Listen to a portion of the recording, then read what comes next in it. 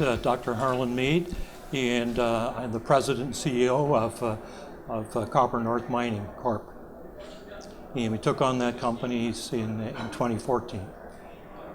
And my background is exploration and mine development, but it seems also finance. I've raised more than $300 million in the junior sector over the last 15 years.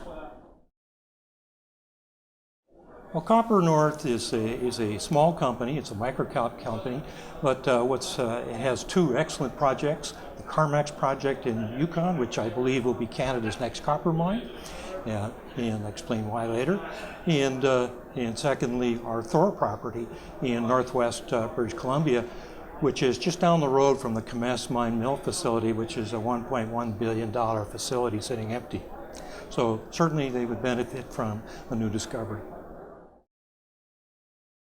Well, we're in the Yukon, and we have an oxide copper deposit, which is quite unusual. You wouldn't expect that, but it's there, and it's quite high grade.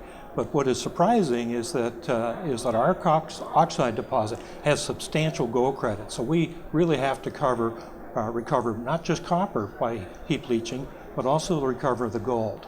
And that gold is 30 to 40% of our payable metal, and so that's a game changer. Well, that's a very good question, because in about a month's time we're going to put out our preliminary economic assessment, our PEA, which is our mine development plan, which we completely changed from the previous feasibility, and that will be public at the end of July. And that will demonstrate that we're such a low-cost producer, which is why I think this will be the